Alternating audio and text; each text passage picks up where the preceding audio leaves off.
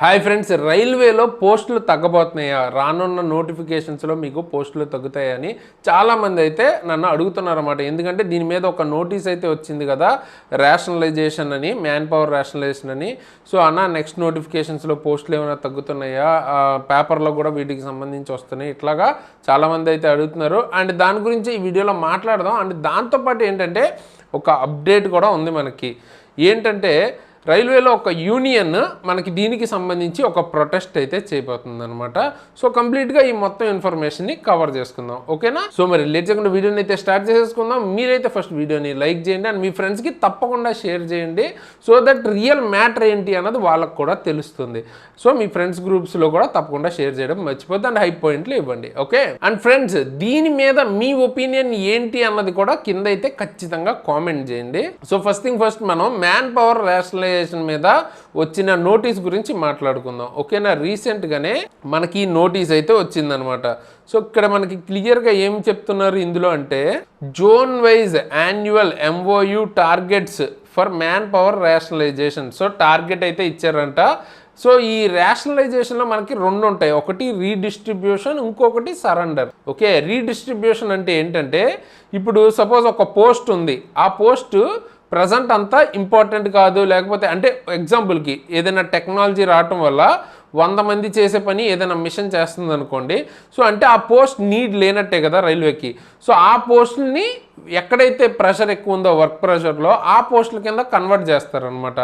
Either అక్కడ ఏంటంటే మనకి పోస్టులు వేరే పోస్ట్ కింద కన్వర్ట్ చేయొచ్చు, లేదా వేరే డివిజన్కి మూవ్ చేయొచ్చు. సో ఇందులో రీడిస్ట్రిబ్యూషన్లో కొంతవరకు మనకి ఏంటంటే పోస్టు జీరో అయిపోదు, వేరే దానిలోకి మూవ్ అవుతుంది. ఓకే, అంటే ట్రాక్ మెయింటైనర్ పోస్టు అక్కర్లేదు అనుకున్నప్పుడు కొన్ని పోస్టులు తగ్గించి పాయింట్స్ మెన్ కింద మార్చడము, లేదా అలాగనమాట రీడిస్ట్రిబ్యూషన్ అన్నది. అదే సరెండర్ అంటే ఆ పోస్ట్ అన్నది కంప్లీట్గా ఇంకా అక్కర్లేదు అన్నట్టు అన్నమాట. సో ఈ కేసులో ఏమవుతుంది, ఆ పోస్ట్ ఇంకా లేదు అంటే దానికి రిక్రూట్మెంట్ చేయాల్సిన అవసరం కూడా ఉండదు కదా. సో అంటే పోస్టులు తగ్గే ఛాన్సెస్ అన్నది ఉంటుంది. కాకపోతే ఈ రెండింటిని కలిపి రేషనలైజేషన్ అన్నారు, ఓకేనా? సో అంటే ఇక్కడ మనకి ఈ రెండిట్లో ఏదైనా చేయొచ్చు, ఓకే? ఏం చేస్తారు అన్నది మనకి తెలియదు. అయితే దానికి టార్గెట్ ఇస్తూ మనకి ఈ నోటీస్ అయితే ఇచ్చారనమాట.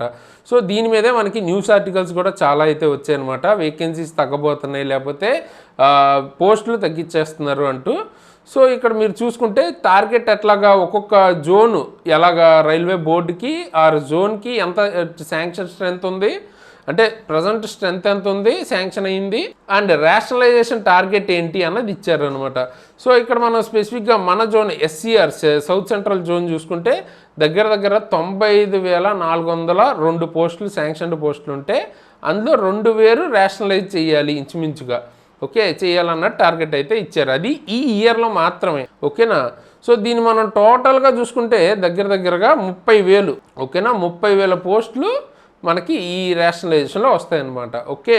సో ఇది పాత న్యూస్. దీని మీద మీ ఒపీనియన్ ఏంటి? అది రేషనలైజేషన్లో రీడిస్ట్రిబ్యూషన్లోకి వెళ్తుందా, సరెండర్లోకి వెళ్తుందా అన్నది మనకి తెలియదు. ఎందుకంటే స్పెసిఫిక్గా రెండు కలిపి ఇచ్చారు కదా. అదే మనకి రీడిస్ట్రిబ్యూషనే చేయాలి లేదా సరెండరే చేయాలన్నట్టు చెప్పలేదు. సో ఏమవుతుంది అన్నది తెలీదు. ఒకవేళ రీడిస్ట్రిబ్యూషన్లోకి కనుక వెళ్ళాయి అనుకోండి ఎక్కువ పోస్టులు, మనకి పెద్దగా చేంజ్ అన్నది మనం నోటీస్ చేయం. కానీ ఒకవేళ మొత్తానికే సరెండర్ అయిపోతే ఆ పోస్టులు తగ్గుతాయి ఖచ్చితంగా, ఓకే? అయితే దీని మీదే మనకి యూనియన్ ఇక్కడ మీరు చూస్తే నైరుతయ రైల్వే మజ్దూర్ సంఘ్, ఓకే? ఇది మనకి ఏంటంటే బెంగళూరుకి సంబంధించింది అనమాట యూనియన్. సో ఆ డివిజన్ అక్కడికి సంబంధించింది. సో ఇక్కడ క్లియర్గా ఒక లెటర్ లాంటిది మనకి పంపించారనమాట. ఎవరికి పంపించారు ఈ లెటర్ అన్నది చూస్తే డివిజనల్ రైల్వే మేనేజర్కి పంపించారు, బెంగళూరు డివిజన్కి. ఏంటంట, నోటీస్ రిగార్డింగ్ ప్రొటెస్ట్ ఒకటి చేయబోతున్నారంట. డెమాన్స్ట్రేషన్ ఫ్రమ్ ఎప్పటి నుంచి 15th May 2026 నుంచి 15th May నుంచి 29th May, ఓకేనా? సో 15th నుంచి 29th May అంటే లాంగ్, ఒక్కరోజు 2 రోజులు చేసే ప్రొటెస్ట్ కాదు, కొంచెం లాంగ్ ప్రొటెస్ట్ అనమాట.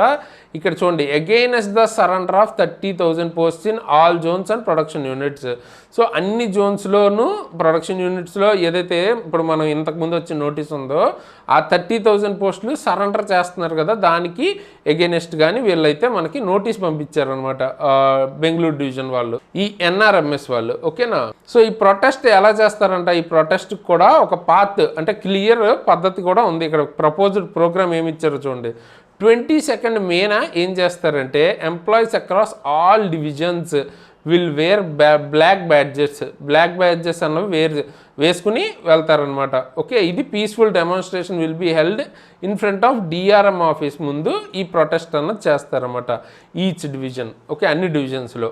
సో దాని ద్వారా ఏంటంటే ఒక మెమరాండం అన్నది చైర్మన్కి వెళ్ళేలాగా, అది త్రూ డిఆర్ఎం ద్వారా పంపించే విధంగా ప్రోగ్రామ్ అనమాట 22nd మే. ఓకే, ఒకవేళ అక్కడ కూడా వాళ్ళకి దానికి సంబంధించి ప్రాపర్ రిప్లై రాకపోతే నెక్స్ట్ ఏం చేస్తారు అన్నది ఇచ్చారు. బట్ ఇక్కడ మీరు ఇంపార్టెంట్ది ఒకటి చూడండి, ఇక్కడ illegal decision to surrender 30,000 posts across the railway Jones అని క్లియర్గా ఇచ్చారు ఇక్కడ. ఓకేనా, నోటీస్లోనే ఇది ఒక ఇల్లీగల్ డిసిషన్ అని వాళ్ళే చెప్తున్నారు. ఓకే, ఇది ప్రజెంట్ ఒక యూనియన్ తరపు నుంచి వచ్చిన లెటర్ అనమాట. ఇది చేసిన తర్వాత కూడా వాళ్ళకి ప్రాపర్గా దానికి సంబంధించి ఆన్సర్ రాకపోతే 29th మేన protest demonstration will be held in front of general managers office. So ఏదైతే డిఆర్ఎం ఆఫీస్ దగ్గర ఫస్ట్ చేస్తున్నారు కదా, దాని తర్వాత జనరల్ మేనేజర్స్ ఆఫీస్ దగ్గర చేస్తారంట ప్రొటెస్ట్ అన్నది. అండ్ త్రూ జనరల్ మేనేజర్ ద్వారా మళ్ళీ చైర్మన్ గారికి ఒక మెమరాండం అన్నది పంపిస్తారంట. ఓకే, ఈ వీడియో నేను చేస్తున్న మెయిన్ ఉద్దేశం ఏంటి, మీరు ఇది తెలుసుకోవాలి, ఏం జరుగుతుందన్నది తెలుసుకోవాలని. ఓకే, అంతే తప్ప ఇది మొత్తం విని మీరు ఏం కంగారు పడిపోయి ప్యానిక్ అవ్వమని కాదు. ఆల్రెడీ చాలామంది ప్యానిక్ అయ్యా నాకు మామూలుగా కామెంట్స్ అవి పెడుతున్నారన్నమాట, దీని మీద ఏంటన్నా అసలు ఏం జరుగుతుంది ఏంటని.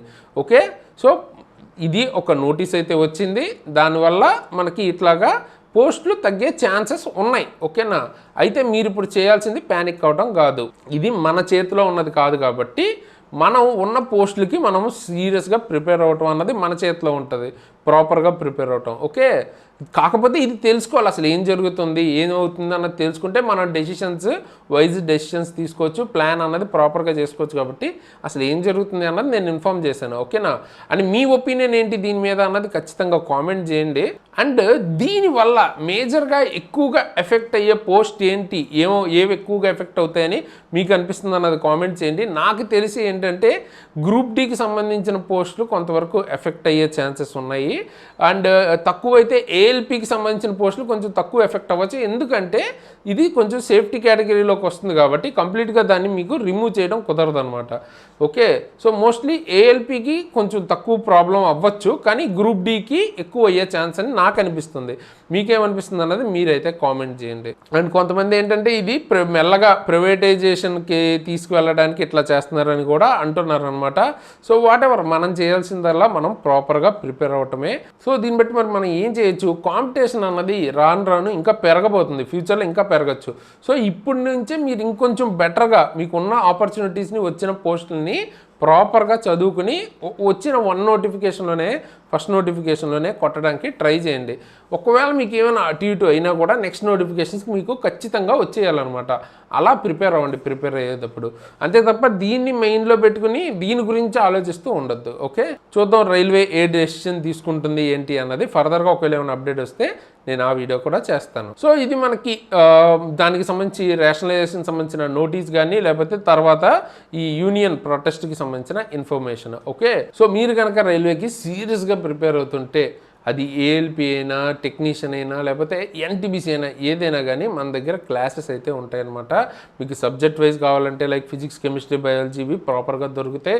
లేదు మీకు ఫుల్ కోర్స్ లైక్ గ్రూప్ డికి సంబంధించిన ఫుల్ కోర్స్ కావాలన్నా, ఏఎల్పి టెక్నీషియన్ ఇవన్నీ కూడా మన దగ్గర అవైలబుల్గా ఉన్నాయి. నేను ఆల్రెడీ ఏఎల్పి టెక్నీషియన్ క్లియర్ చేశాను, అదేవిధంగా ఎన్టీబీసీ క్లియర్ చేశాను. మన దగ్గర టీమ్ క్లాసెస్ చెప్పిన వాళ్ళు కూడా మోస్ట్ ఆఫ్ ద పీపుల్ మనకి ఏంటంటే మల్టిపుల్ జాబ్స్ క్లియర్ చేసిన వాళ్ళు ఉన్నారనమాట. ఓకేనా, సో ఆ లెవెల్ కంటెంట్ అయితే ఉంటుంది. ప్రాపర్గా చాలా అఫోర్డబుల్ ప్రైస్లో మీకు అన్ని సబ్జెక్ట్స్కి ఫెటర్ సంబంధించిన ట్రేడ్ కావచ్చు, బేసిక్ సైన్స్ అండ్ ఇంజనీరింగ్ అన్నీ కూడా అవైలబుల్గా ఉన్నాయి.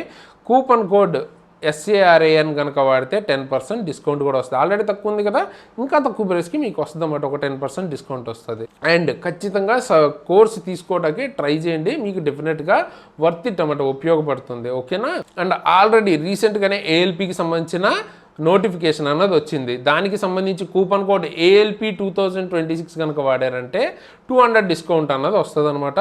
ప్రాపర్ 1 ఇయర్ వ్యాలిడిటీతో మీకు లెస్ ప్రైస్లో అఫోర్డబుల్ ప్రైస్లో మొత్తం ఏఎల్పి కోర్స్ మొత్తం వచ్చేస్తుంది. అలాగే టెక్నీషియన్ కూడా నోటిఫికేషన్ అన్నది వచ్చింది. నేను దాన్ని నెక్స్ట్ వీడియోలో ఎక్స్ప్లెయిన్ చేస్తాను, షార్ట్ నోటీస్.